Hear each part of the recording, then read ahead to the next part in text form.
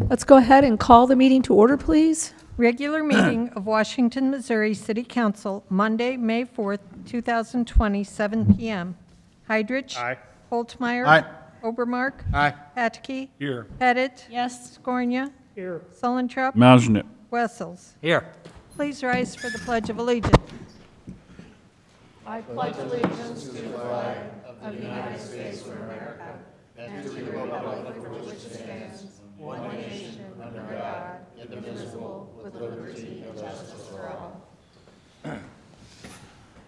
Will all the council members answer if they have or have not read the minutes of the regular meeting dated April 20, 2020?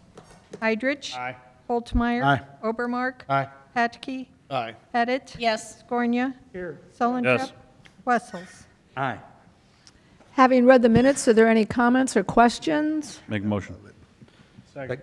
Okay, we have a motion by Sullentrup, seconded by Heidrich, to approve the minutes from our last meeting dated April 20, 2020. All those in favor signify by saying aye. Aye. Opposed? By your vote, you approve the minutes. Thank you.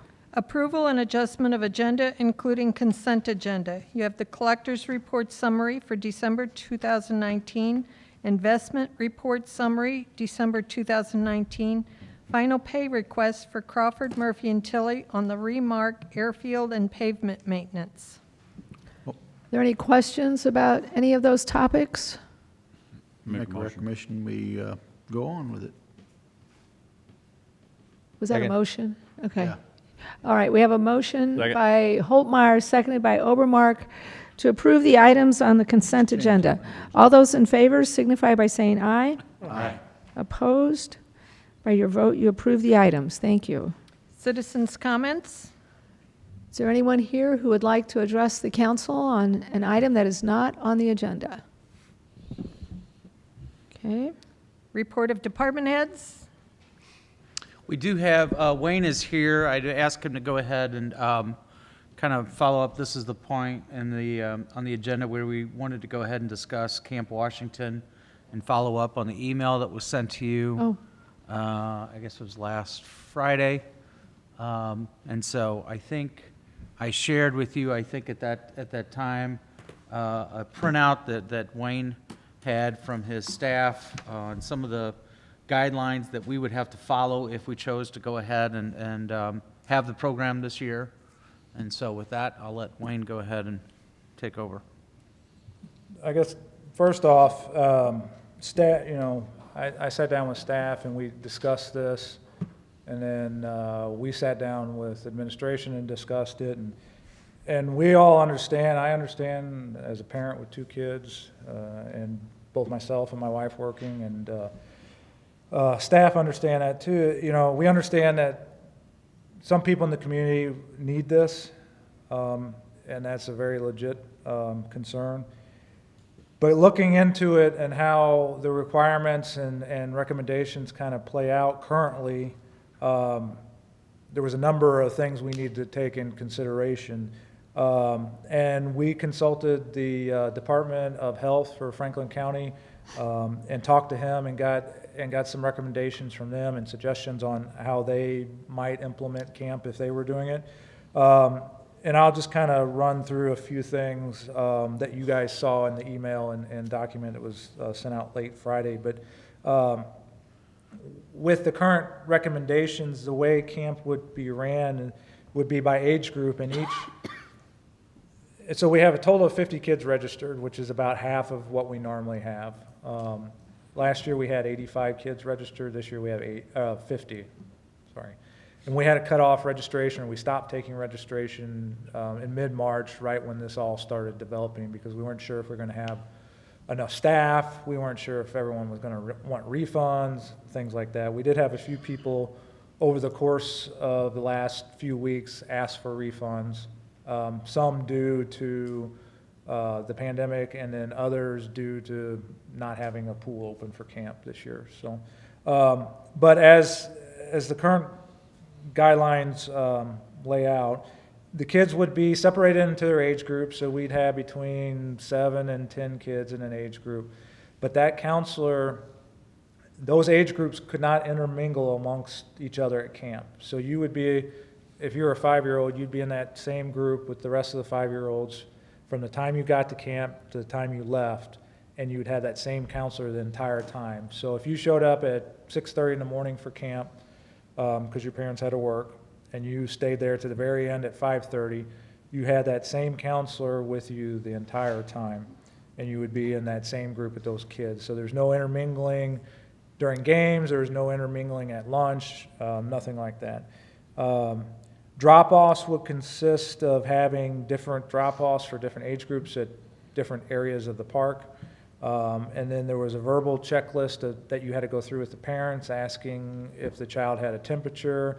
If the child had a temperature over 104, then they couldn't attend camp. There were various other questions you had to ask if they were coughing and things like that. We also needed to figure out an indoor option with the pool not being open. That was, besides being fun, it was also a way for the kids to cool off. And, we'd have to figure out that situation. Right now, I have staff in the lower leveled auditorium, which is what we used in the past when they needed to cool off. Ideally, we could probably make some other arrangements later this summer to move staff out of there if we needed to. How many kids we could cram in there, following the social distancing guidelines, I'm not really sure at this point. But I would think that could be an issue if a thunderstorm or tornado or something like that rolled through. Playgrounds are currently closed. That could change later this summer, but I'm not sure. So between the playgrounds being closed and the pool not being open, I'm not, at some point as a parent, I think we would get some calls where I'm not getting what I paid for when I signed up. I think a lot of people would understand, but I also think we would have some of those calls. Some parents just, they paid their whatever the amount was, and they want a pool, they want field trips, they want things like that. And so, at this point, we're not sure about field trips, if the kids could even go anywhere. Then through the health department, they said if the buses are running, then they would require 1 kid per seat, which makes you take, in the long run, you're going to be taking twice as many buses probably. Because you can't fit 2 or 3 kids in a seat like you normally would. And so then at the end, is it really, you come down to the decision, is it really, just babysitting, or is it, we're saying it's day camp, but is it really day camp? And our parents are okay with that. And then I guess it's a whole nother situation too. Are the kids going to want to come back to camp day to day and week to week? It's one thing, having ran camp years ago on a different job, it's one thing for parents to take their kids to camp, but then it's a whole nother situation for the counselors to entertain them and keep them happy and wanting to come back to camp. Because if they don't want to come to camp, then they're going to misbehave, and it's just miserable for everyone involved. So with that said, we talked, Mayor Lucy and Darren, myself, Robin, Pyrick, who's the recreation coordinator who oversees camp, and Mark Scornia, we all had a meeting last Friday, I think it was, and discussed all this and the requirements and such. And it's our recommendation, unfortunately, not to have camp this summer based on everything I just explained to you. We currently have 49 kids that had registered. Typically, we have anywhere between 80 to 85. Right. That's what we had last year. So, and we would still have to go ahead probably and seek another counselor. We've got everybody else that was coming back. It's my understanding. I think they were all here last year. They're on kind of hold until we make a decision. So we'd like to get a recommendation from you tonight. Most people now, as bad as it's been for the children who don't have nothing to do when school should be going on, now that school's not on, and we got the summer coming up, we canceled the pool, we canceled the Camp. everything we've canceled. The parents are familiar with doing something with their kids now. Right. So hopefully they can continue to do it for the rest of the summer. And I agree with you that this is the right move that we need to make. I think, from what I've heard, I haven't directly talked to anyone, I think there are other places out there. I think the Y is trying to plan something, so there could be a few other options out there, hopefully. I think Borgia was doing a camp. Well, Borgia's doing a summer camp. So far. So far, yeah. Mm-hmm. So, Joe, are you the counselor? No. but of course, they have air conditioning. Yep. A lot of that'll be Yep. indoors, thanks to you, Yeah. getting that all done. But, All air conditioning done. yeah, so, Well, I will tell you, thank you for doing the extra legwork. I was the one that asked that we table it at least until we had more information. It still doesn't sound viable, and so I appreciate you doing the work and having the conversations. I regret the inconvenience for parents, but I think, to Steve's point, we're all making a lot of last-minute decisions, and so, yeah. Again, just thank you, and I appreciate that we were able to at least look into it a little further rather than making a decision without, just kind of based on what we knew weeks ago. Yeah, and we were happy to do the work. We didn't want to make a shotgun decision and just fly off the handle and cancel it. So, I mean, staff did not mind doing the extra work and calling some places and looking and calling the health department, things like that, to make sure we had all our ducks in a row. I think in the long run, the kids' safety and health is what we all look at. And then we'd only take one case and everyone would be completely freaking out, and rightfully so. And we don't have any inkling that we want to have that many kids sick at one time, no doubt about it. So I make a recommendation that we go ahead with not having camp. One second. okay. So we have, anyone else have a comment? Okay, so we have a motion by Patke, seconded by Solentrup to not operate the day camp this summer. All those in favor signify by saying aye. Aye. Opposed? By your vote, you approve that motion. So, thank you. Yeah. Thanks for your work, Wayne. Unfortunately, I think you'll see or start to hear a lot more of this on the news, because I know there's some in St. Louis that have already canceled their camp, but I think a lot of them are still waiting. We're kind of at the point now where you have to decide, either you're doing it or you're not, so, Okay, thank you. thank you. Excuse me, Wayne, while you're up there, last night, we were walking down through Phoenix Park and down from off of Rabbit Trail. And those bushes, In the kitchen. you can't even get two people wide. Those bushes are intruding big time. If you and somebody else walking and you met somebody, I mean, you and somebody else walking hardly getting through there. So if you can put that on your list to Yeah, we'll get them trimmed up. ice them up, appreciate it. Thank you. Okay.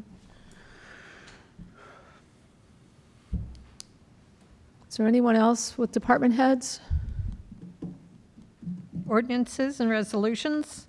An ordinance authorizing the City of Washington, Missouri to issue its taxable industrial revenue bonds, International Shoe Factory Lofts LLC Project Series 2020, in a principal amount not to exceed $8 million for the purpose of providing funds to pay the costs of acquiring, constructing, and improving a facility for an industrial development project in the city, approving a plan for the project, and authorizing the city to enter into certain agreements and to take certain other actions in connection with the issuance of the bonds.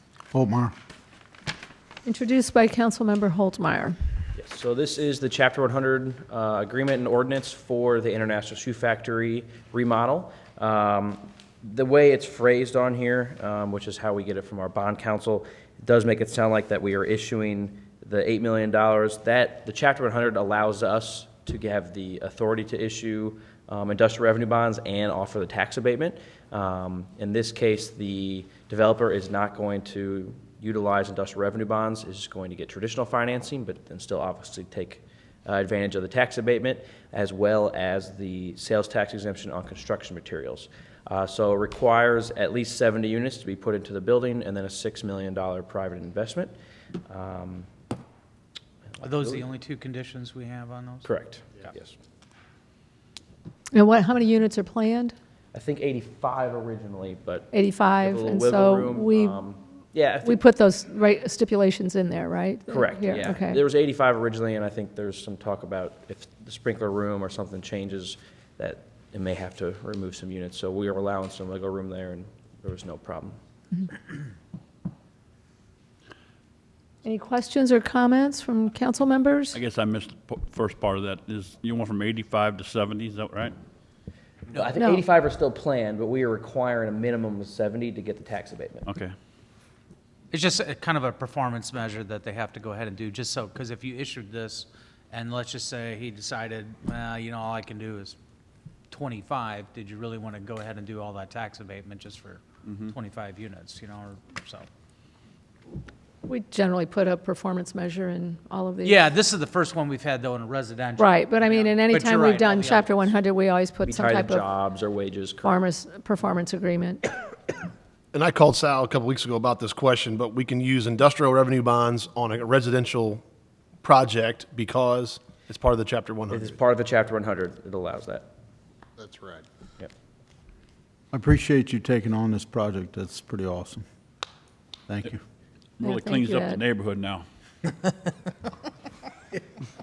Easy there. North and south. Ed, did you have any comments or anything? Okay, very good. All right, any other discussion? An ordinance authorizing the City of Washington, Missouri to issue its taxable industrial revenue bonds, International Shoe Factory Lofts LLC Project, Series 2020, in a principal amount not to exceed $8 million for the purpose of providing funds to pay the costs of acquiring, constructing, and improving a facility for an industrial development project in the city, approving a plan for the project, and authorizing the city to enter into certain agreements and take certain other actions in connection with the issuance of the bonds. Pettit? Yes. Scornia? Yes. Wessels? Aye. Sullentrup? Yes. Holtmeyer? Aye. Obermark? Aye. Pataki? Yes. Heidrich? Aye. By your vote, you approve the ordinance. Thank you.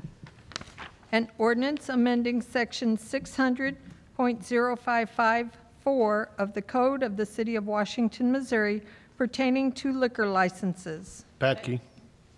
Introduced by Councilmember Patke. This just prorates the liquor licenses so that they don't have to pay a full 6-month term if they come in, Not a full year. or Yeah. full year. Well, I think we have it broken down into a year and 6 months. So if they come in at some point that they would have to pay a full 6 months, even if they only needed it for a month or 2 months. That's the cheapest, I guess that's the lowest we can go is on the 6-month Right. term. So this would prorate it on a monthly basis. Correct? Yes, and it would follow the state regulations as well. But do you only get that the first time, right? Yeah, and then after that. And after that, it's a yearly, Yeah. every June 30th, Correct. you renew. Okay, all right. So it's only a one-time If you deal. that you change, do that. but if it changes hands, like if you got a business changes hands, et cetera, and you have to have somebody new, they may be coming in and, like I said, they may need it for just a couple of months before it's time for it to be renewed by everybody, right? And the state does that too, or not? Yes, To my knowledge, They yes. do it prorated? yes, the Okay. state prorates by the month. Perfect. Any other questions? Comments? An ordinance amending Section 600.0554 of the Code of the City of Washington, Missouri pertaining to liquor licenses. Pettit? Yes. Scornia? Yes. Wessels? Aye. Sullentrup? Holtmeyer? Aye. Obermark? Yes. Pataki? Yes. Heidrich? Aye. By your vote, you approve the ordinance. Thank you. An ordinance accepting the bid from Jurel Mechanical Contractors and to approve the purchase of a compressor and fan coil and amend the 2019-2020 budget by the City of Washington, Missouri. Heidrich. Introduced by Councilmember Heidrich. Good evening. So I'll just run through this letter real quick and then try to add to it. So over the last 2 years, the library has experienced several costly HVAC equipment failures, with the most recent one being a compressor and fan coil breaking down in February. And we've limped along the last couple months. But we've also been investigating this too as we've gone through this. Due to ongoing costly repairs, the administration reached out to CTS Group, who performed the energy efficiency evaluations and upgrades to City Hall and the Public Safety Building in 2019. CTS evaluated the library's system and past repairs, and their recommendation was for us to start using or at least have them come out and do an evaluation of the system, authorized in the name of the unit that we have, or units we have at the library. It's a Daikin HVAC system, and they suggested that we use a authorized Daikin repair service. And so they recommended Gerald Mechanical Contractors from St. Louis. And so we've had Gerald out. They did an evaluation of the system. Going into this, we've had so many repairs over there. We thought, and the renovation was done in 2012, we thought that we were going to basically have to scrap the system and start from scratch, which would have been very costly. After CTS came out, they looked over some things. They're like, well, we think the best thing to do is have Gerald come out. This Daikin system, I don't totally understand it, but it's very unique and a little bit different than other HVAC systems. And it takes a trained technician to work on them and keep them functioning and kind of monitoring them. And we hadn't been using an authorized Daikin contractor in the past. So CTS was out. They did an evaluation of the system. They changed some settings. I'll read through an email that Nelson sent me when Gerald was on site here doing the evaluation. And this was from like the first day or two when they were here. It says they're making all sorts of programming adjustments to our unit. He had never seen a system set up this way before. In particular, our fresh air temperature range was with an allowable variance of 50 degrees. He said it shouldn't be set any more than 4 degrees. He believed that is causing our units to work harder and thus have issues. The zones were not properly divided out either, and they couldn't tell us if it was something that was done from the get-go when the system was installed, or if something had been changed over the years to allow these different settings to be changed. So they've changed all that back to regular factory settings like you would have when you first start out. But with that said, we do need to replace a compressor and fan coil over there. And with the library being out, or with not being open right now, they could get to it pretty quickly. I think they could, at least last week when I emailed them, they said they could be out this week to install some of the parts. We'd like to get it up and going.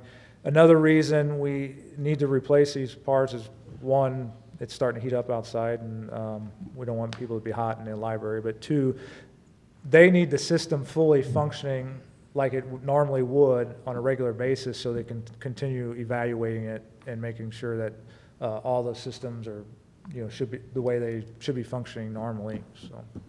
So, with that said, staff's recommending the approval of the bid by Gerald Mechanical Contractors in the amount of $15,082 for a compressor and fan coil replacement at the library. And then just this evening, the library board voted on the expenditure, and they approved $15,000 for this repair. Do you have anything else to add? They have a separate fund, and why, for the life of me, I can't remember. Advanced Library library development. development, library Development fund, library Development development fund that they have. There are funds that come into that on a annual basis. And so this is just for any type of capital expenditures that need to be done at the library, et cetera, it's there. But it does take their authorization to go ahead and do that. So we asked the board to go ahead and meet, if they could, at least early this week. Otherwise, I would have had you suggest you go ahead and approve it tonight, subject to them passing it as well with their board. But they've already done it. Do we have to get more than one bid? I did get some bids. We just had a compressor replaced in late last year, and just for the compressor itself was $10,000. And then we had another bid. When we did that one, we got another bid too. And for compressor and fan coil, another company gave us a bid of $15,500.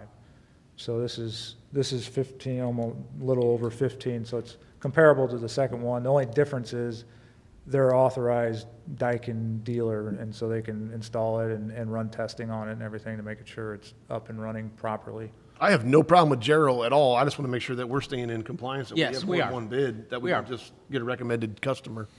And for some of you that don't know the name, I've worked for this company years ago, and this company's been around St. Louis area for 50, 60 years, very reputable. They probably got 80 employees on staff, 80 to 100 employees on staff. So, and there is more contractors out there than Gerald in the St. Louis area. The contractor that I work for now is a Daikin, and we have to take extensive training periodically every year to keep up with this Daikin system, so. Yeah, they weren't wanting to point any fingers at who we'd used in the past or anything like that. It's just a suggestion that we, I was going to ask that, Wayne, is there any, I suppose equipment's too old for any recourse with the original? yeah, we looked into the warranty and we're well past it. And or even with whoever has been maintaining it over the last few years, it doesn't sound like it was being maintained very well. I don't know that everyone has, and Mark, you might be able to speak more to the Daikin's a touchy special system, equipment to test it and things like and it's that. a touchy animal. Joe can vouch for that too. I mean, you have to, yeah, it's a touchy system. It's just not a normal boiler air conditioned system. It's a little bit more difficult. Seems to me like in the past, we've always had to go out for bids for everything we do, and we've always had them on our, our packet or whatever to go through and see what the differences were in the bids. Seems like we're falling and lacking in that when we do this. Can we start putting all the bids into our packet so we can go through them? Sure. Sure. Yeah, Just to be comparable, that would be Yeah. great. right. So you know, sure, so you know what other Good. bids. Yeah, I Good idea. mean, we've been doing that for forever, and it just seems like we're lacking it now lately. Okay, that's a good idea. We can include that in the letter. Yeah, thanks. Fine. Okay, any other comments or questions? Okay, Mary? An ordinance accepting the bid from Jarrell Mechanical Contractors and to approve the purchase of a compressor and fan coil and amend the 2019-2000 budget by the City of Washington, Missouri. Pettit? Yes. Scornia? Yes. Wessels? Yes. Sullentrup? Yes. Holtmeyer? Aye. Overmark? Aye. Patke? Yes. Heidrich? Aye. By your vote, you approve the ordinance. Thank you. An ordinance authorizing and directing the execution of a contract with KJ Understall, Inc. for the 2020 parking lot asphalt overlay project and amend the 2019-2020 budget in the City of Washington, Missouri. Holtmeyer. Introduced by Councilmember Holtmeyer. Good evening, council. First, I'd like to start off with finally. We're finally getting this parking lot paved. Over here, the 4th Lafayette Jasper parking lot, that the building was demolished over 2 years ago now. So with that, this is kind of it was a unique way to bid it. The neighboring property owner, which is a law firm, they had a portion that they would like to do as well. In order to get that done, you kind of had to marry those two projects up, and it just made sense that we would essentially bid them as a Project A and a Project B.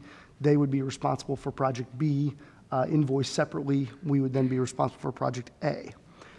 So with that, we put together a estimate of $25,000 last budget year to get that done.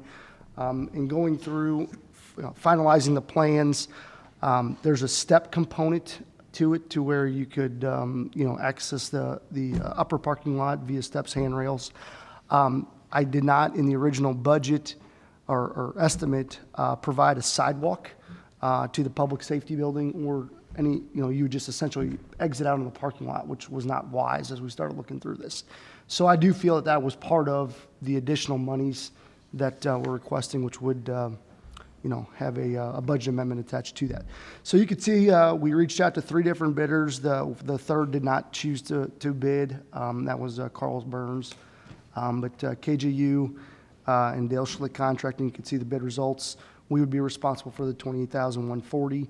I want to thank the Parks Department. They did tear out the bushes that were already there, and we will also do the seeding, the finished grading and seeding with Parks at the completion of that project.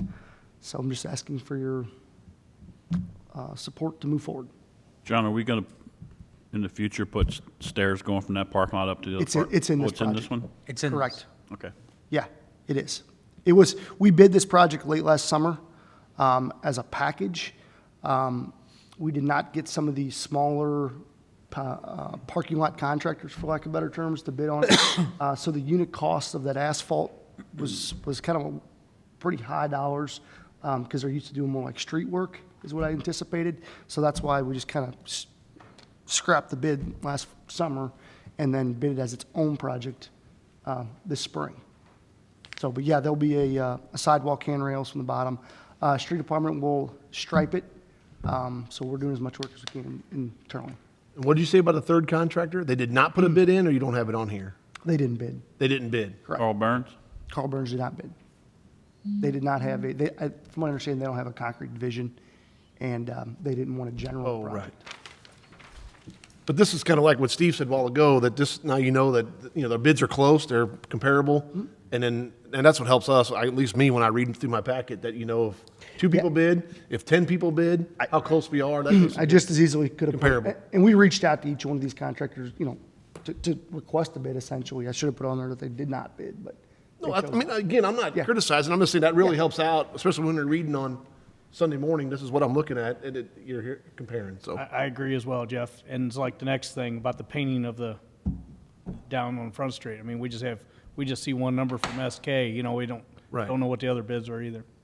So, And I go back to the fact that the grading contract that we did 2 years ago, and that company ended up being way cheaper, half price, but we paid the price for that. You know what I'm saying? That's, Yeah, but- that's what sticks in my mind. Yeah, And those were listed. You know what I mean? those are, numbers- that was a, We and those typically were list, I block mean, grant we funds at typically that list time. those. Right. A little bit more of That's a all. cumbersome procurement. But we had listed all those. Yeah. Yes, we did, and that's what I'm saying, that's very helpful. Thank you. Okay, anything else, or we'll have Mary read again?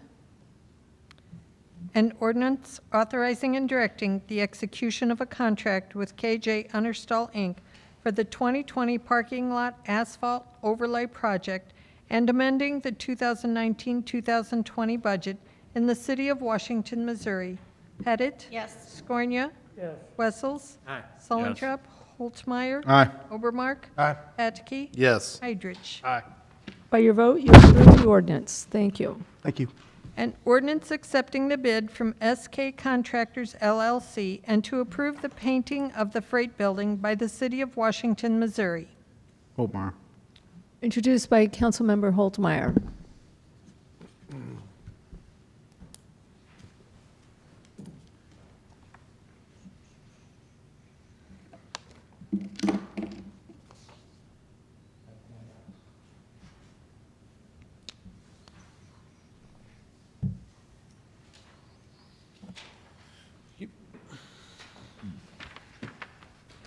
Do you have enough? I don't. Darren, while he's handing these out, real quick question. Didn't we just paint that thing not too long ago? I don't remember the last time we painted it, but I know that what part of what Wayne is. Yeah, it's in pretty rough Yeah, shape. I'm but not I mean- doubting that, But but I don't remember what year it was that we did it. It's like when we renewed the lease for the people that are in there now, we Right. painted the outside of that thing. to And I don't wait. know, what was the lease? Do you remember the terms on how long I'd that have to lease was, look. Mary? I'd have to look at it. I don't know offhand, but we've renewed the lease since then as well. All I can tell you, what he's handing you out is, in the past, it had been historically, I guess, correct to paint it that color yellow that you have seen over the years. The yellow And, with forest green. we all were like, really? And so the idea was, well, okay, let's go with what are the different palettes that you can use that are historical. And so we asked Sal to go ahead and reach out to the Historic Preservation Commission and just do a vote as to, out of all these palettes on these, which one which is most favorable to you. And what you see is, do you have it circled? I don't have Yep. one. There you go. Yeah, I knew it was, I didn't know if that was what you guys were seeing. But yes, the top one, which you see circled, was the winner.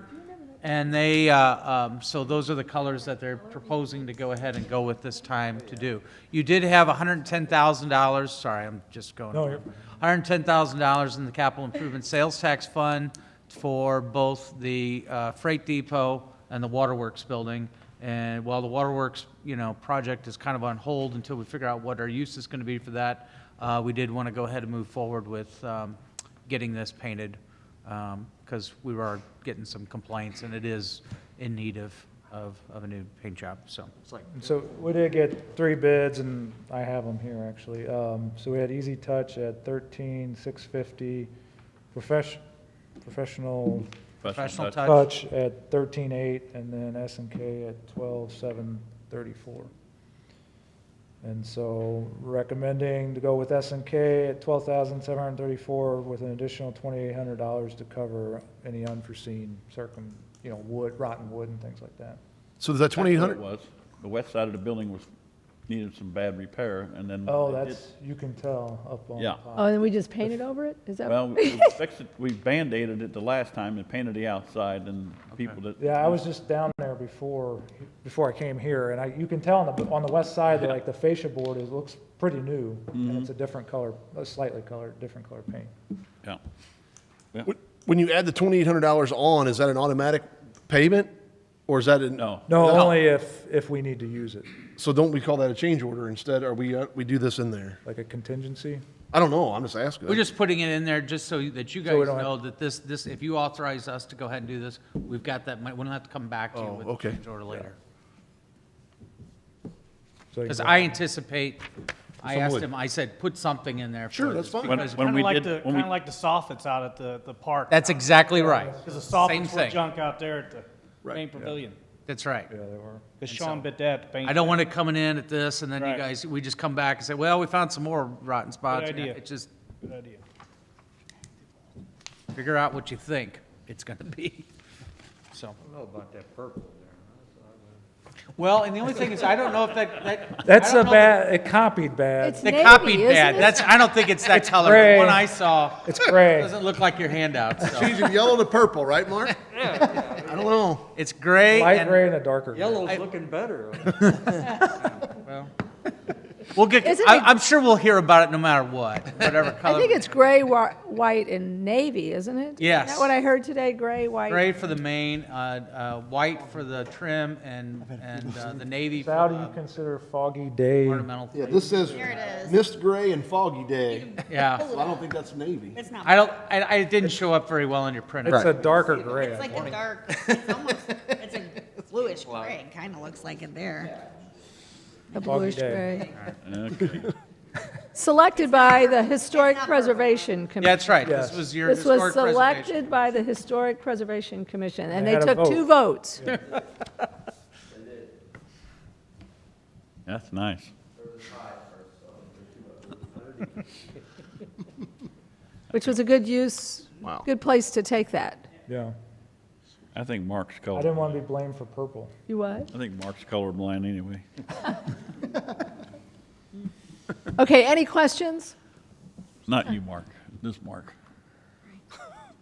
An ordinance accepting the bid from SK Contractors LLC and to approve the painting of the Freight Building by the City of Washington, Missouri. Pettit? Yes. Scornia? Wessels? Aye. Yes. Hollentrop? Holtmeyer? Aye. Obermark? Aye. Patke? Yes. Heydrich. Aye. By your vote, you approve the ordinance. Thank you. An ordinance approving a boundary adjustment for the Schneider subdivision, Plat 4, in the City of Washington, Franklin County, Missouri. Sontrup. Introduced by Councilmember Solentrup. So this is just a real simple boundary adjustment. You can see the old Packy's building and Nixigon Pond. There is an existing lot right in between there that's real narrow, not buildable. Not really sure how that happened way back when. I'm sure there was an adjustment made that just kind of left that as a remnant parcel. And they're gonna fix that. You can see the dotted line where it used to be, but they'll actually make that a buildable lot. And it's 6 foot from that side property line here, so it meets setbacks. And Are they still planning on building a shooting range here? I have not heard from them on that, so it's, special use permits expire after 1 year if you don't build them. So Can't renew it. you'd have to get it renewed by council, but Yeah. if you don't do it within a year, you just gotta start the process over. Oh. So I'd have to look on when that was approved, but that's gotta be getting close. Pretty close. Yeah, it's good. So You got to be started within the year. you have to have a building permit within a year to request it, yeah. Any questions or comments? An ordinance approving a boundary adjustment for the Schneider subdivision Plat 4 in the city of Washington, Franklin County, Missouri. Pettit? Yes. Scornia? Yes. Wessels? Aye. Selinstrup? Holtmeyer? Aye. Obermark? Aye. Patke? Yes. Heidrich? Aye. By your vote, you approve the ordinance. Thank you. Mayor's report? You know, I'm beginning to sound like a broken record, but once again, we've had 2 weeks of making lots of decisions. And lots of phone calls, lots of decisions, lots of conference calls. And again, I can't say enough about our team. So they are on it. Mark Scornia has been awesome with our preparedness and our emergency management, keeping us informed. And he's kind of the go-to guy whenever we look for guidance on how to make a decision. And so you're our guy. So anyway, we better call Mark. So anyway, things are going well and made some tough decisions, but we're going to get through this. So anyway, and it's great to have you all back in here today. Today was our first department head meeting with everybody back in the same room, and it was kind of boisterous because a few times. So anyway, but My dog. We miss your dog. We miss your dog, too. We didn't get nothing to laugh at He's tonight. hanging out. so it's good to have you all back. Yeah, that was all behind me. I never saw anything that went on. So anyway, anyway, it's good to have you all back together. So thank you. City Administrator's report? To touch on some of those decisions that Sandy was alluding to in her comments, just to kind of brief everybody again on some of the changes of what we're looking at for operations in the next month. As we indicated, based upon the governor's rollout for the economy and what can be done and what can't, a lot of our fields, park facilities are now open with regards to, with some stipulations.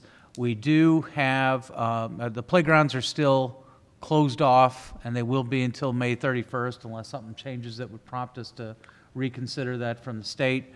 However, the fields and all that are available. With that being said, I think I passed along a message to you, as some of you probably heard. Washington Youth Sports Association decided to cancel their season. We did have a conference call with Chris Haney earlier, but that was I think the day that they were having their board meeting last Monday. Thank you. Wayne and I also had a conference call today with Kent Gedsey. I think the American Legion is not doing their normal league, so to speak, but they are having he is putting together a select team. And there is, according to him, there are some teams that from New Haven and Union that might also be interested in going ahead, I guess, as another select teams. And the kids are range in age from 16 to 18 years of age. And so we just had a discussion with them about some, what they're going to do for social distancing, et cetera. What are some of the measures that they have in place? Keep in mind, that's them to go ahead and decide. We just basically rent them the fields. That is up for them to go ahead and meet those guidelines. We just, advise them that if they are going to move forward with that, then any complaints or anything that we receive, we would forward on to the Department of Health, and that's just for them to go ahead and consider at that time for the county. I did get I just asked Mark, actually, today. We had been talking about some type of release or hold harmless agreement for anybody that does rent our facilities, advising them of the COVID-19 and social distancing measures. He had told me in the email he'll get something over to us, and we'll go ahead. Tomorrow. Yeah, and we'll have that available for anybody that rents any of our facilities as we move forward.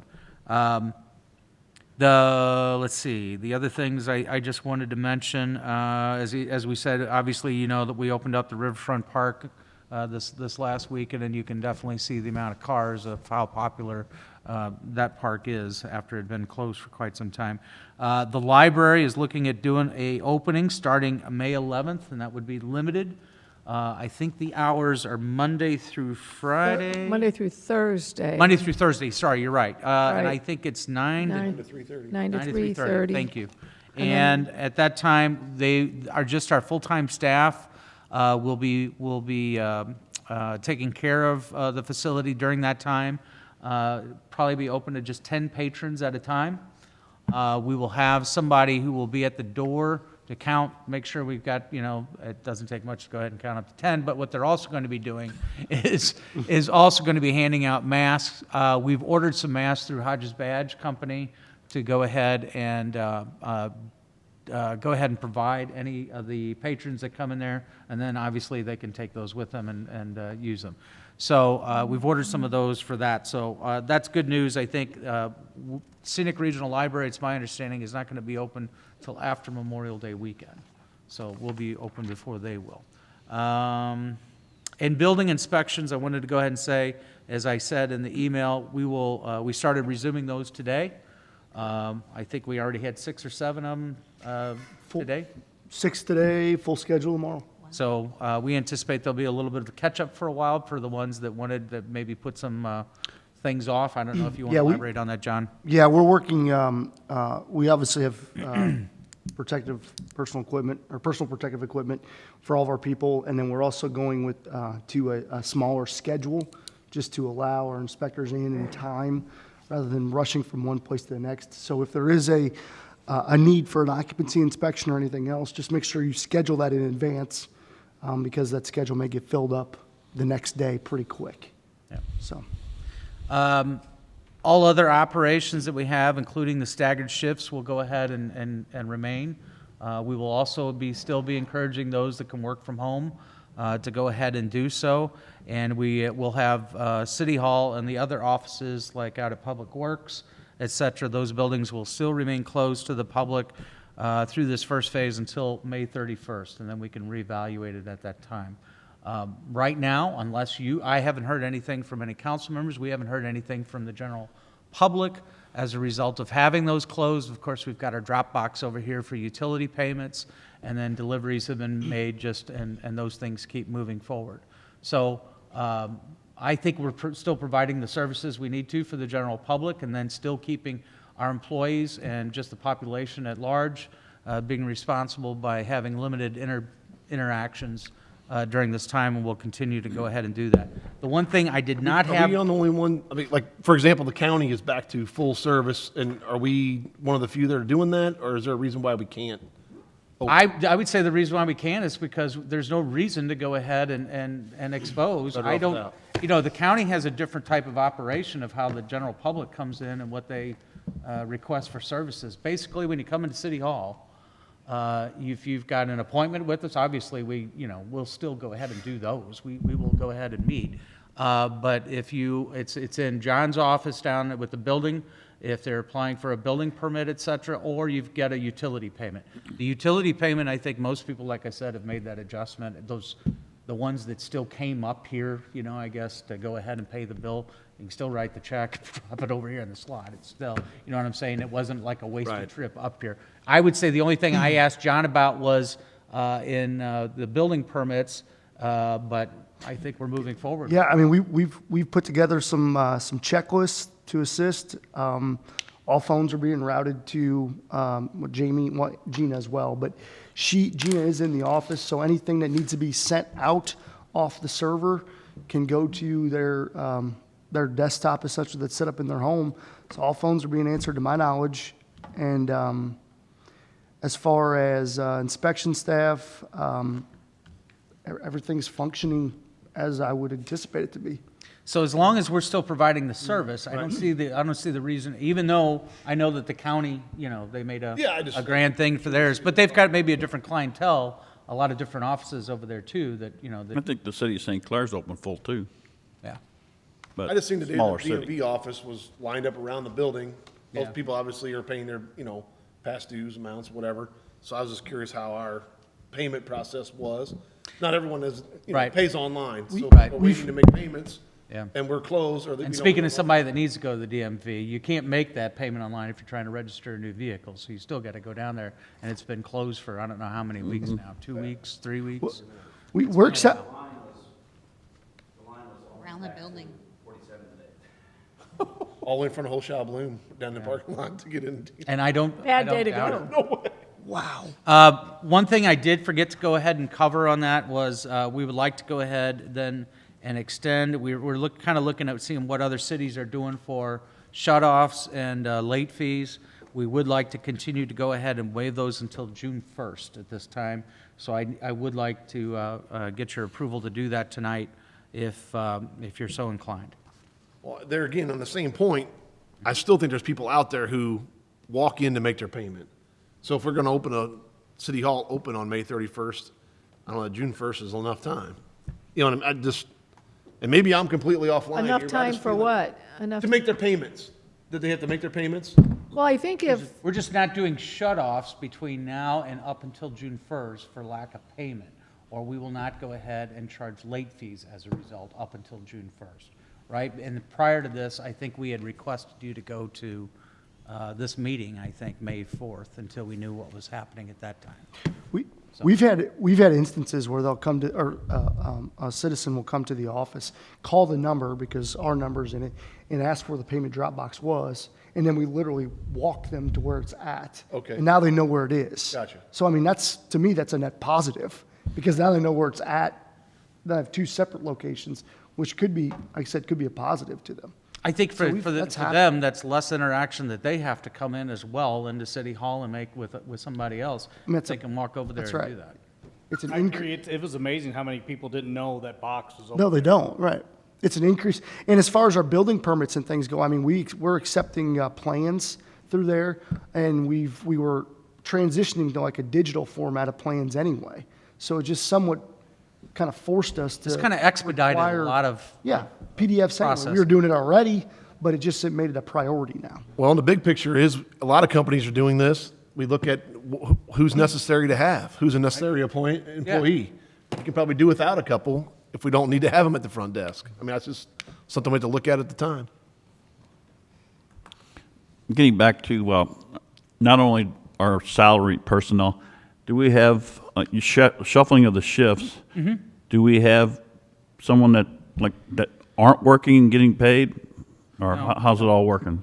No, everybody is working. I think what we have, John, if you want to, that we have, for example, in Public Works, we have, Yeah, they're working 3 12-hour shifts. So we ahead. went to, we split up the water. The concern is the water department, they were the sole concern, was that if something was to happen within the water, work a water main break, you have a handful of water department workers there working a water main break, that if something was to happen with one of those workers, you lose the whole water department.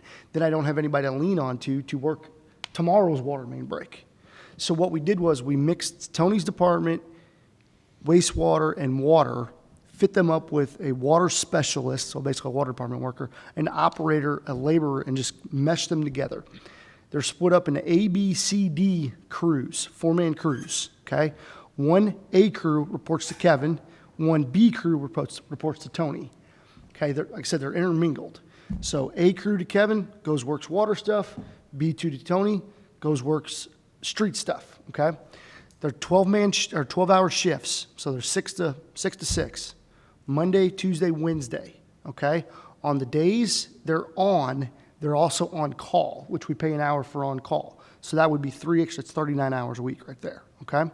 Sundays, everybody's on call. So that's how you get to 40, okay? Then C and D crews, which are doing the exact same thing, are working Thursday, Friday, Saturday, 3/12s. That way everybody's separated, they do not intermingle. All trash guys are working normal shifts. They don't intermingle, they report from the truck to the vehicle. And then we have 2 workers, our mechanic, who is working a normal 8-hour shift every day, and then our, not meter reader, but our meter repair individual. She is also working just a normal shift every day. So that's how we lowered risk. What, Parks the same way? Parks, we're doing 4 10-hour days. And so we have 2 different crews operating, one crew out of the shop and one crew out of the auditorium. And so then we have a crew that works Monday, Tuesday, Wednesday, Thursday, and another crew that works Tuesday, Wednesday, Thursday, Friday. And it's been And the idea there is that the less time you have here, if you were, get unfortunately to become ill, that you would have 4 days to become ill without getting involved with somebody else, rather than the 3. That was the concept. And I haven't, some of the bigger projects we haven't necessarily been tackling. One you'll see is asphalt patch repairs have not been done. But if you recall, a month and a half ago, 2 months ago, we required all all utility trenches to now be topped with cold patch. So you can kind of bridge the gap there, even though that's not an A job, that might be a B- job to get us through to buy us some time. So it's, And that answers the question. I've had a few people ask me about 4 people together pouring concrete somewhere. There's 4 guys there all the time. Do we need to have 4 people there? That's their crew. They're working together that's through this. their crew, they're identified to that crew. Each crew is led by a crew foreman and a water specialist. The beauty of this is that when you go back to normal shifts, which we'll be looking at that maybe towards the end of the month, now your street department guys now have experience working water main breaks. So it really lended pretty well to getting that cross training. And it keeps them all healthy in case when people do need them, which is when the water main break hits. Right. That's the number one concern. Yep. So we'll continue this until, like I said, May 31st. And then John and I talked, and Wayne and I have talked a little bit. Then after that time, we'll reevaluate. But there's something to be said and learned from this whole experience, and I'm sure there's a lot of businesses that are going to learn the same thing with regards to how you operate, what's most efficient, and it's just kind of good. If there's a silver lining to any of this, maybe that's part of it. So, but I would, back to the shut-offs and late fees, if we want to go ahead and continue that for another month, like I said, that's due to expire. We need to go ahead and vote on that if you want to continue that till June 1st. Otherwise, I'll let staff know, and we will proceed as back to normal tomorrow. I'll make a motion to go till June 1st. Second. Okay, we have a motion by Patke, seconded by Pettit, to extend shut-offs Utility shut-offs and late fees. and late fees until June 1. All those in favor signify by saying aye. Aye. Opposed? By your vote, you approve the motion. Thank you. The last item I have for you, some good news. The recommendation on the design build team for the aquatic complex, that recommendation is going to be made by our internal team comprised of staff and our owner's rep group when we meet with the aquatics facility committee, which is meeting here tomorrow at 3 o'clock. And so we're excited so far about where we're at with the process. I think it's going to be kind of exciting. This is where you actually see some renderings, start seeing some ideas of how the pool's going to look in the future. And keep in mind that this is just to move forward. So at the next council meeting, we have a contract with you to enter into with the design build team that we want to select. And then you still have room for some design features or some changes of what you want to go ahead and do, albeit relatively minor, but you can't, we don't want to reinvent the whole wheel. That's the whole reason why we liked what the conceptual design of what they came up with. But if there's a couple of amenities we can look at and switch out, that's the stuff that we can go ahead and do. That process could continue. And so, like I said, we've got the aquatic committees at 3 tomorrow afternoon, and then at 4 o'clock, the full park board will meet, and that's the only item that they have on their agenda this month. And so, but we have, I think, 4 or 5 members from from park board that are on the aquatics committee already. I just told Wayne we did not want to go ahead and overlook anybody that's not on that aquatics committee that's on our park board, make sure that they get in a recommendation. So you'll have all of those recommendations before it comes to you on May the 18th at your next meeting. And that's all I have. Darren, just a real quick question. Yes, With the new trash pickup starting in June, right? correct. Correct. Big trash pickup, are they going to do that? Big trash pickup. Yes. That's built into their contract. If you're asking, are they going to make up for the one that was in April? We have not talked, the answer is no. Yeah. It wasn't part of the initial, they will have one this year under their contract, okay? And that will be in the fall. scheduled on the same So day. are we going to do the one that we didn't do? I have not talked to Darren about that, but Tony and I did discuss that this morning about how we were going to handle that. We can talk about I've it. just been asked by several people, keep asking me, when's the big trash pickup? And I said, I don't know, I'll find out. We would have the capabilities to do that. I would want to schedule that with Waste Connections to get the residential trash off the streets first. We would then roll in that same day to get that done. How we do that, I haven't thought about it all the way through, but I think it was anticipated that we would still try to take care of that. Now, keep in mind, there will be an option, and the details have to come out yet, to where if you wanted to get rid of a sofa and it wasn't big trash day, that you could make arrangements with the trash hauler to do that, albeit for a fee. But that is a benefit to this, on-call, essentially. Well, probably big trash pickup probably won't be till sometime in June then, if we do one. I would think it would be somewhat of a mid to late June situation. Again, it was postponed, it wasn't Right. canceled. Right. That was always the concept. The thing is to make sure we get the memo out to all the people. The number one priority right now with trash pickup is making sure we get a clear, consistent message about the transition that happens in the first week of June. That's what we're focused on right now. So you'll be getting a lot more updates, Facebook. We got a Code Red situation that we're trying to put together as far as just a reminder on recycling. The carts will be delivered mid-May. That right there will trigger a bunch of questions of when that happens. So it's just, we're getting ramped up for that, we don't like this, we do like this, all those conversations. You don't know what week they're going to try to deliver those, do you? Mid-May is the best I can give you right now. And that's another reason why you haven't seen a phone, their phone number out yet, is just because they're just trying to identify when that is. They just placed the order, I think, last week, so they got to come in. So Okay. I think I'll have a lot more at the next council meeting.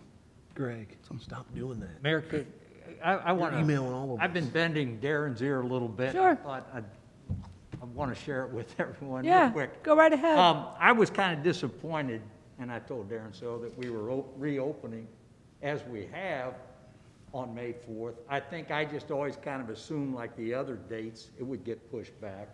The federal administration, of all people, put out what they call those gateway criteria. This is what you should be able to show before you start reopening. And we haven't reached that, and the state of Missouri hasn't reached it, the St. Louis, Franklin County hasn't reached it, and yet here we are, we're doing that. I told Darren I was really disappointed at that, but that's done. That's done. And what I hope we do before we go too far is come up with some criteria that we then try to follow that would tell us, hey, maybe we did it too soon. Something. In other words, how many more cases do we have to see before we say maybe we were premature? And I don't right now at this point trust the state's judgment on that. So I think as our community, we may, I'd like to see us be a little more proactive. The state just today hit one of the highest they've ever had. They are on a rocket ship, their graph. Right. I appreciate Mark Scornia's data. He's been sending us a lot of good data. And Mark, do you want to comment on that? Because I think this is the same discussion that we've all had amongst ourselves. I'm sure. I'm sure. Are we ready? Is the time right? And there was a week in there where the numbers were trending down and they were doing everything. And when the federal guidelines came out, I looked at what they were and I went to our numbers. And I was like, okay, we're in. We're going to go. And then they shot up Fell apart. and they took off. But we You can't say taking off. At least but- Washington at one point, and Mark can share that, but at least at one point, I think Washington reached a week or so where it flattened. And I thought, okay. And now it's starting to come back. But then it started going. The state never even got close, and really the county, they continue the trajectory upward also. So when they reopened, I guess I was kind of hoping maybe we could hold back, kind of like St. Louis County. That's the other thing. The three, we're in the top 10 counties for incidents, in, Franklin County. 3 of the very top border us, St. Charles, Jefferson, and St. Louis County. St. Louis County is way up there. And they all border us, and they're all on those crazy trajectories. Now, St. Louis County is remaining shut down. But, so anyway, I just think, we've opened, I guess we got to give it a run, see what happens. But I hope, and the other thing I mentioned to Darren, I really think the whole problem is a medical issue. There's no question. It's a medical issue. I think when we try to establish some kind of criteria as to whether or not it was a good move, we're the medical center for the whole area. I would hope we would get some of our medical professionals involved in that discussion and say, okay, here's where we are. Because, and I'll let Mark talk here, but I'm just saying, that was part of the criteria they said too, that gateway criteria. Yes. The 14 days was one, but it was also having the medical means to handle a reopening. Right, yeah. Okay, well, thank you, Mark. Nothing that, you didn't say anything that we didn't talk about amongst ourselves. I mean, so share with us your insight today. Cannot disagree with you. There was tremendous political pressure for the economy to reopen. There's no doubt. And there was a conflict because in the meetings I was in on, every health professional was saying, keep your foot on the gas. Well, we probably didn't do that. The economy reopened, and May 4th, all you had to do was look around this past weekend. The economy was open Friday. All you had to do was look at 8th and 47 and see the tremendous increase in traffic. So there was a lot more people out. So when you looked at the 14-day, what they were looking at was the 14-day, running average, and it was on a decline. You cannot argue that. But we did have tremendous numbers go up in the state. And I can tell you, not to defend the state, but there was a lot of from St. Louis City and County this past weekend went up. But they also have a processing plant up in St. Joe, which has like 1,000 workers. 350 of those workers have tested positive. So those were And I in think those that was what, numbers. Friday or Saturday, and then today the state had 300 something again. Yeah, the numbers have been up, and we talked internally. The numbers, it was hard to put a correlation between the numbers and what was going on because people were trying to put an emphasis on the numbers going down, and the question was, are the numbers going down because there's less cases, or are the numbers going down because we're doing less testing? Because there's no doubt there was less testing being done at the time because only the more critical cases were being tested. So, it's hard to jive from the numbers, and, as you alluded to, the cat is out, So now it's just a matter, we're on daily conference calls with Mercy, and we're watching for trends, and, if trends start increasing, we're going to have to get the message out that we're going to have to do something. Because this whole thing was all about not overwhelming our healthcare system. To that point, we've been very effective. To this point, we have. The healthcare system has done okay, and not to minimize the suffering of those who have suffered illness, nor those who have died, because obviously a great number of folks have died in Missouri and nationwide and in this community, over COVID. So, yeah, it's mixed information, Mark, and, to be very honest with you. So we're watching for trends. We're talking with, Franklin County Health, State Health, Grandview. We've had, conference calls with those folks, and we're communicating with lots of people in the health community, to look what we're going to do. Well, what's done is done. So the only thing I can say to the public right now is if you don't feel safe out there, don't go out there. Go out. That is a true statement. So any precautions, we need to make sure, yeah. Yep. So Jeff, when Conservative you asked approach. why we didn't open City Hall, this is part of our reasoning, why not opening City Hall, because we were seeing what those numbers were doing, you know, and we tried not to be political. You know, we tried to make our decisions here based on facts, figures, numbers, and not make it a political issue.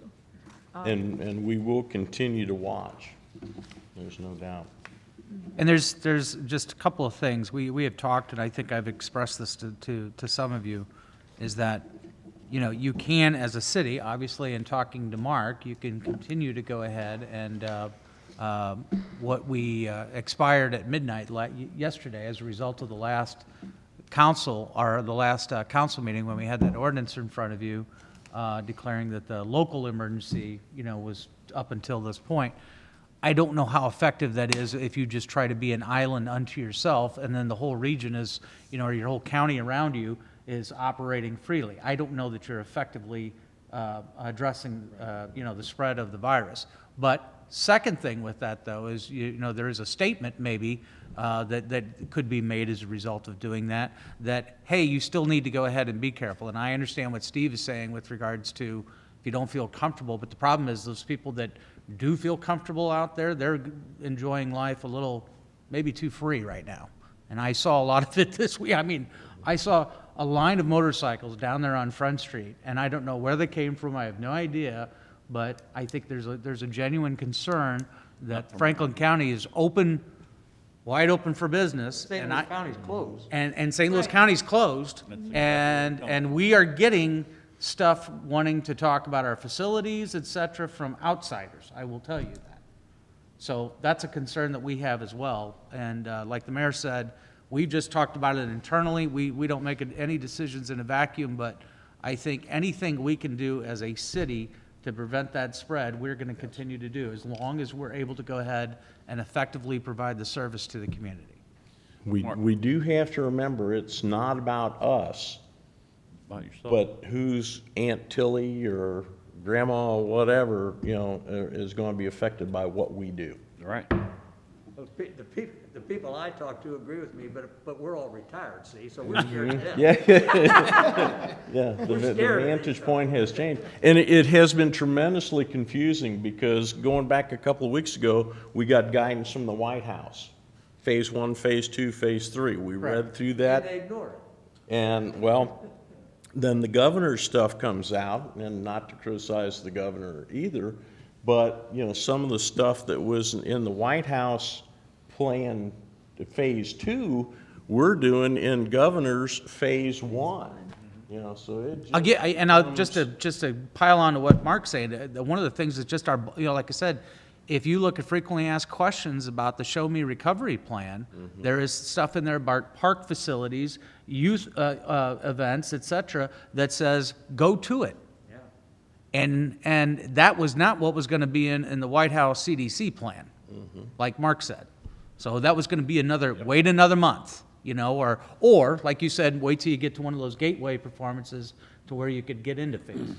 Well, on the federal plan, everything, you could go to the next level if your testing went down, if your numbers went down. And if you met certain criteria, Right. the gateway. And we don't have enough testing. That was one of the very first. They said, you better have more than enough to test everybody who wants to go back to work or whatever. Mark, in your conversations with Eric Rudolph, and I understand there's 2 floors that are vacant at the hospital because of surgeries. Do they have any time coming up when they're going to start doing surgeries again?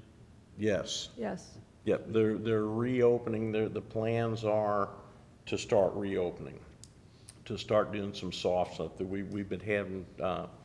They were nice enough to invite me in their EOC meetings, and yeah, planning is being done to slowly start going into those things, yeah, to in-person visits, the planning is starting for that, yeah, so. And I think surgeries and things would be first, or I don't know. Yeah, it's. Hold on, it'll be- That was going to be in the second phase, I think, because I was listening close on that. So, yeah, they are making wait, Mark. plans to start reopening, so, but they're plans at this point, so. Okay, thank you. You get a daily number on tests administered in the county, zip code, state. Do you have that number? Yeah, do you want to know today's number? Could you put it on, you don't have to tell me right now, Mark. Can you put it in when you send us this, can you put? Oh, you would like a daily? No, not a daily, just whenever you send out this one with your charts. Yeah. Just put it in there, just how many tests have been administered. Okay, the number of tests that have been done? Yeah, do you have that? Well, that's sort of a nebulous number. Right, that's why I was asking if you yeah. had that number or not. Yeah, I don't know No, if we have that number's, Magical, huh? yeah, now I can tell you what the state number is, they keep track of that. Okay. You know, That'd be and helpful. I think as of today, we're at something like 86,000 tests have been administered. Gotcha. But that's statewide, you know, how many have been done locally? Well, it'll be good for us just to see if cases are going down and tests are staying where they're at. That's one thing, but Yeah. if the test Well, numbers are coming down and numbers are coming down, I that's a different. did create a graph over the weekend after I gave you the weekend report. I had some nervous energy or whatever, but I now have a graph you'll be getting that compares the active cases that are out there compared to new cases that are being reported. So that we can see, you know, more graphically what's going on in relation to that. Do you get any data too on, the other thing they said that you should have in place were these, what do they call them, these contact, Contact tracing? tracing, yeah. I can get you those numbers. We have- Those numbers are huge, as you can imagine. It depends, you know, if someone's in a long-term care facility, obviously those numbers are real low of the contacts. But you get someone out in the community, you know, Well, what just I think mean- how many contacts they make in a day's time. What I meant was if there's any places in Missouri who have set up a contact tracing system that they feel that they can put into, once they test, that they can put into place. Oh, every county has that. So we have a contact tracing For system? Franklin County Health Department does that right now. If somebody comes up positive, Angie Hitson, Director of Franklin County Health, Okay. yeah, Good. her and her staff, that's what they do. They will go out and figure out how many people they have come into contact with and so Have they forth, done right that on down for the the line. Franklin County cases then? Yes, Okay. right on down the line, basically since day one, yes. If you've got, That's, yeah.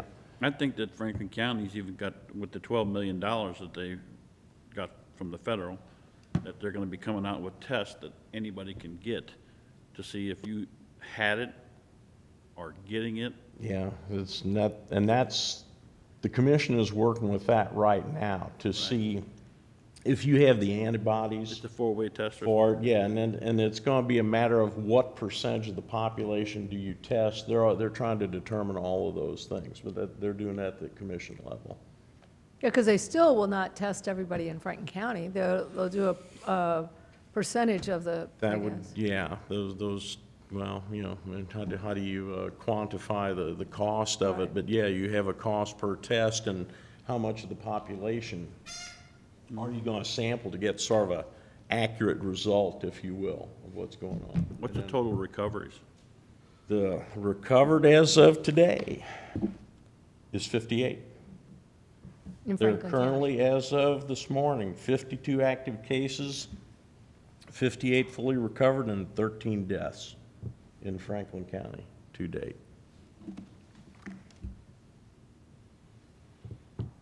Thank you. So. Okay. good info. Thanks, Mark. Anyone else have any questions or comments? No executive session. Yeah, you get out of here. Yeah. Are we finished? I think so. Motion to adjourn. Second. Second. Okay, we have a motion by Patke and seconded by Holtmeyer to adjourn the meeting. All those in favor? Signify by That saying man's aye. temperature. Ayes. All right, we're out of here. Thank you, guys. I try to think of stuff up, but I